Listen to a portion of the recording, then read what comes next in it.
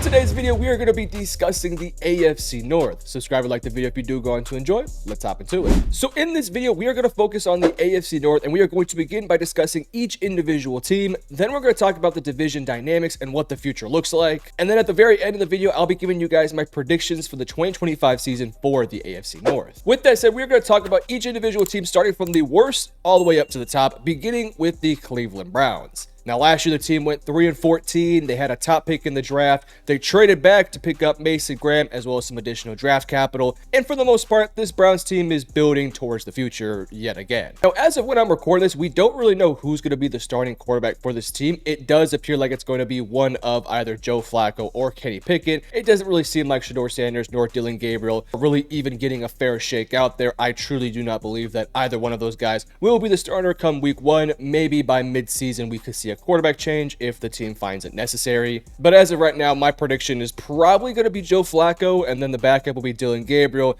and then Shedeur Sanders will be the third quarterback, and I think Kenny Pickett will either be waived or traded to another roster. Regardless of the quarterback position, though, this is a Browns team that frankly is kind of missing a lot of pieces. We also have to, talk about the elephant in the room with their second-round pick, Quinshon Judkins, who has not signed his contract, and as we all know, has some off-the-field stuff that they have to take care of. Assuming that stuff does play out, he'll probably be suspended for either majority of next year or a couple games at the bare minimum. We'll have to wait and see on that one. I do think they have some decent backs in Jerome Ford, and picking up Dylan Sampson in the draft actually looks like a really good move now. So you get Jerome Ford, Dylan Sampson, Jerry Jeudy in year two. The receiving core is still kind of weak surrounding Jeudy, but it'll get the job done.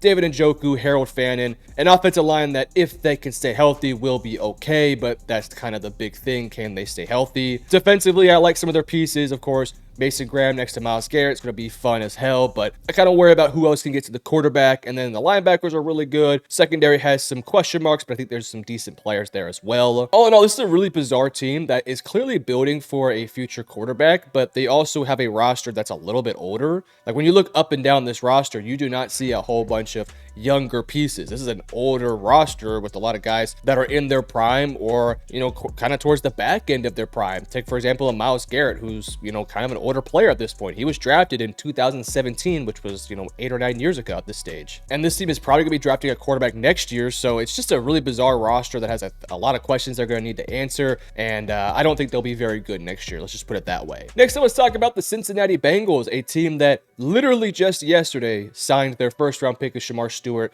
They are having ongoing conversations with Trey Hendrickson. For the sake of this video, I'm going to suppose that both Shamar and Trey Hendrickson are both on the roster in 2025. I'm going to assume they're going to get the deal done at some point. I do think Cincinnati will just ultimately have to pay up a lot more money for him. They went 9-8 last year, obviously kind of a tale of two halves. First half was really bad. The offense was really good, but the defense was just so bad. And then towards the back end, they kind of put some pieces together. The defense got a little bit better, and the offense just, was so dominant the entire season. For reference, they scored 472 points last year, but gave up 434 and still finished with a 9-8 record. Now, as we enter into the 2025 season, I kind of look at this Bengals team kind of similar to how I saw them last year. This will be a fun offense that can move the ball, with anybody against them. They have Jamar Chase, Joe Burrow, T. Higgins. They have some, a good tight end, an offensive line that gets the job done. This offense will be really good. I think they'll run the ball a little bit better this year, but of course, they're going to be relying on their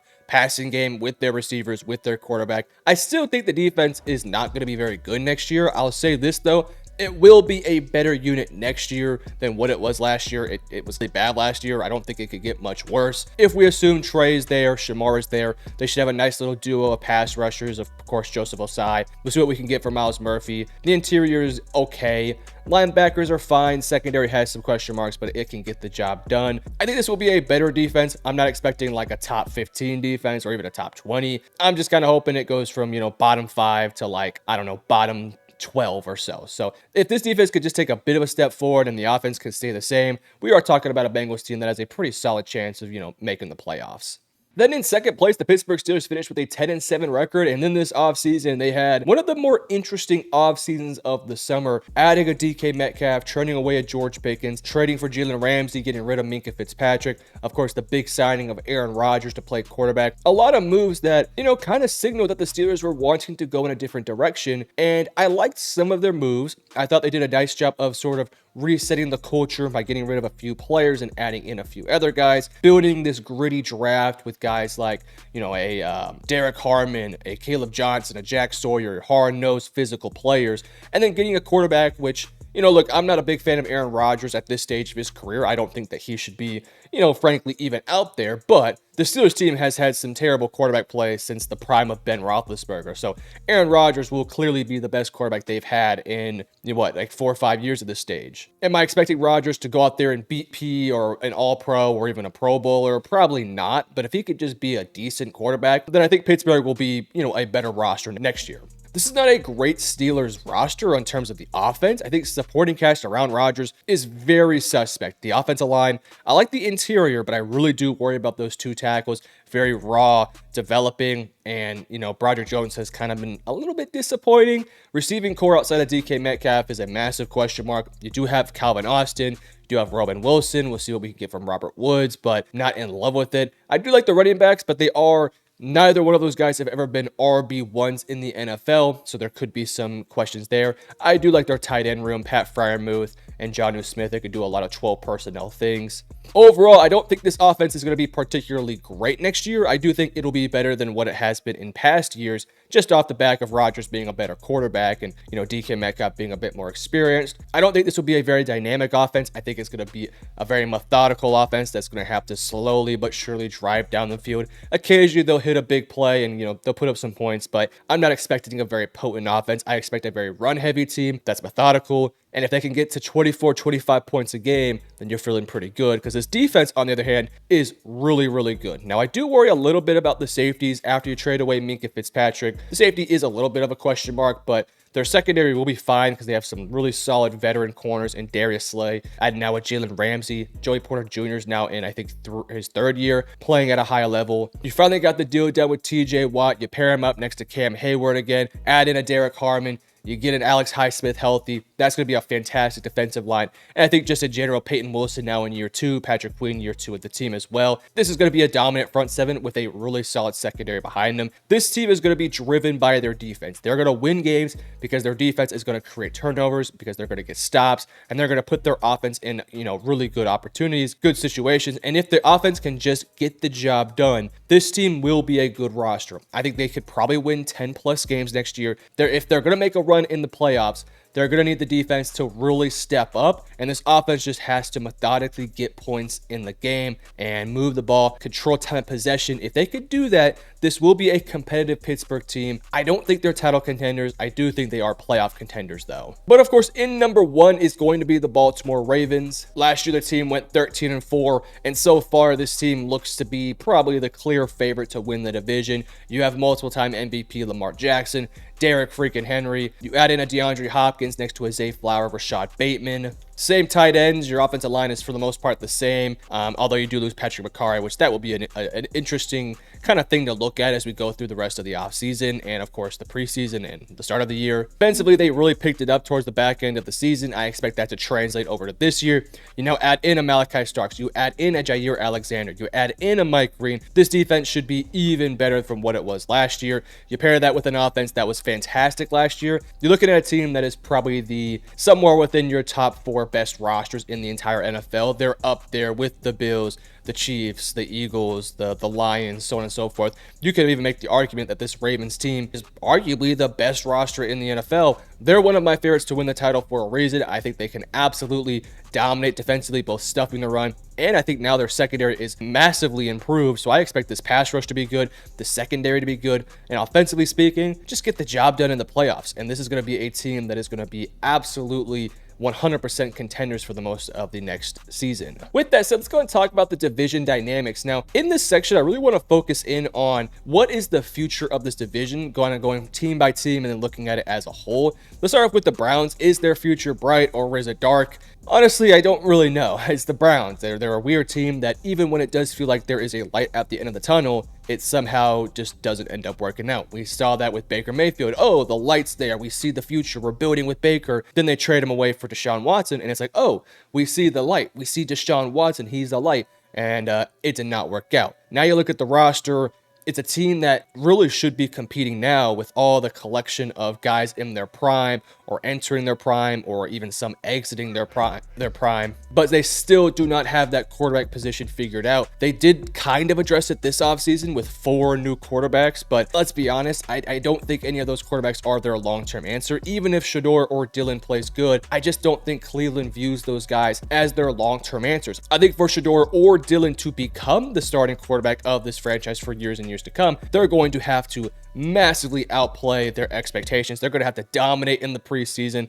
And if they do get the reps in the season, they're going to have to absolutely dominate, because if they do not dominate, then I don't see a reason for Cleveland to want to buy into those guys. They have the draft capital next year. They're not going to be a very good team. They're probably going to end up with a top 5 pick just by themselves. And it's a pretty good quarterback class next year. So yeah, I feel bad for those guys. We'll have to wait and see on that. I think this will be a team that is competitive, because I think their offense will be fine.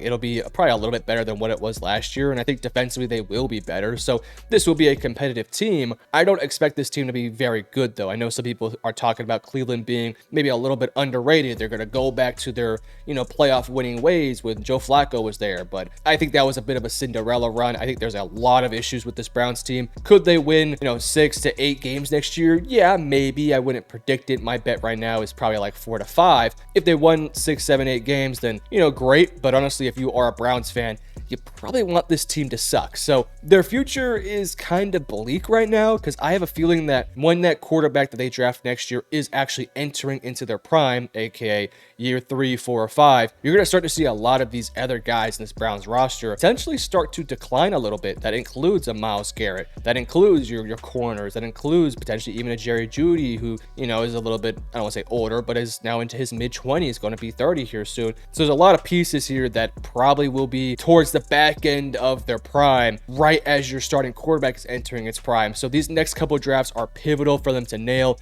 and build around this next quarterback. For Cincinnati, look, with this ownership, with how cheap they are, with how these contract negotiations just take years and months to get done. Shamar Stewart, their first-round pick, having massive issues. Trey Hendrickson still having issues to this day. Joe Burrow had some issues for a little bit. Jamar didn't really have too many issues, but T. Higgins for sure did. I think as long as this ownership is here, it does kind of limit your ability to go out there and seriously contend. I will say they hit the jackpot with Joe Burrow and Jamar Chase. So as long as you have those two guys healthy and on your roster, you're going to be competitive. I do think Cincinnati will be a playoff contender year after year after year, but I do not know how they can really take the proper steps to become title contenders. They're going to have to absolutely nail their next couple of drafts. They're going to need some upside picks to end up panning out. And they're going to have to, fork over some money to some veterans here and there. I just don't believe in this front office anymore. And I think that kind of limits my expectations for Cincinnati. But as long as you do have Burrow and Jamar and T, I think this offense could be good enough to get you into the playoffs, and maybe you'll get a playoff run here or there, but it's not necessarily bleak. It is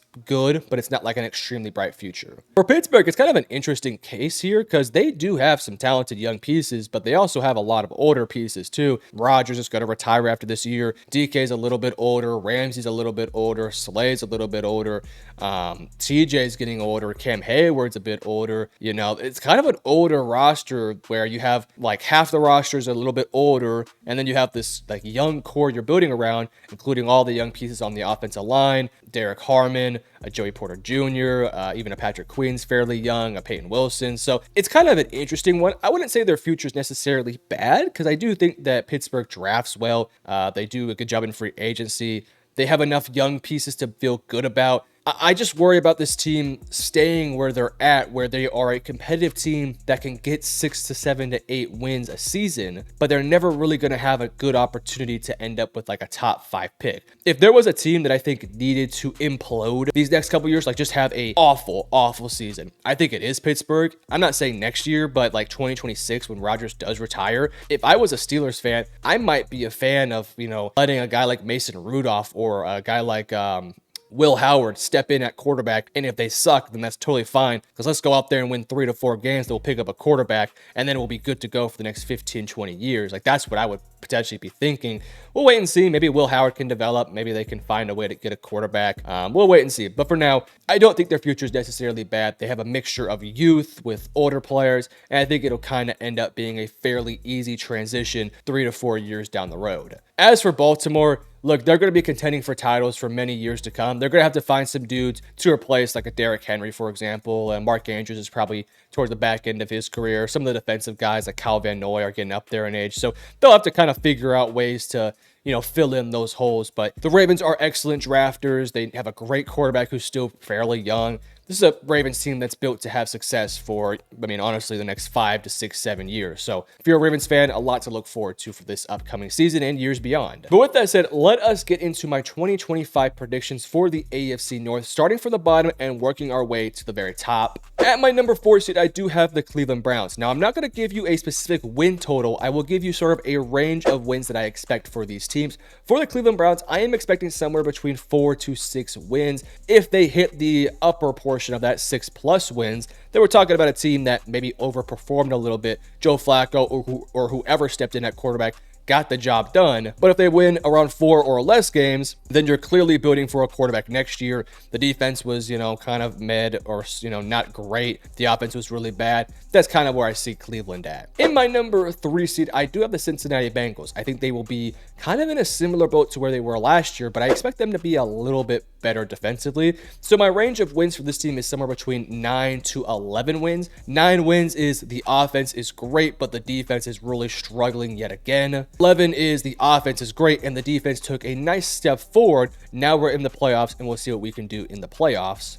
I kind of lean towards the idea of this being a bit more of like a 10 or 11 win team. I think 9, with this offense, they should be a better team than 9 wins. If they do win 9 or less games, their head coach should be fired and they should have a kind of an overhaul of the staff and especially on the defensive side of things. In my second place, I do have the Pittsburgh Steelers. Again, I'm not really seeing too much change here from this division. I think it'll be kind of a similar division from what it was last year, but just slightly improved. For Pittsburgh, I'm predicting somewhere between 10 to 12 wins next year. I think 11 is kind of that sweet spot where I think that's the amount they're going to win, but somewhere between 10 to 12. If Rodgers can stay healthy, if this team in general can stay healthy, if the offensive line can be good next year, then you're talking about 12 wins. I think the defense is good enough to carry this team to about 10 wins if the offense is just kind of mid to mediocre. They'll have some standout games here and there, but for Pittsburgh, the big question is, okay, we win 11, 12 games. What do we look like in the playoffs? That's the question they're going to have to answer. But ultimately, at my number 1, yet again, for back-to-back years, I have the Baltimore Ravens. I'm going to predict them to win somewhere between 12 to 14 games. I think 13 is the sweet spot, or 12 yet again. This is just a dominant team. They have to take care of business. They can't have too many slip-ups. You have Lamar. You have a great supporting cast around him, good offensive line, great ground game, an awesome defense. They could win in a multitude of styles and multitude of ways. Just get the job done. Do not have too many errors, and if they do so, they could easily end up with the number 1 seed. But you let me know in the comment section below who is going to win the AFC North and what is your order. Subscribe and like the video if you do enjoy. Love you guys. Peace.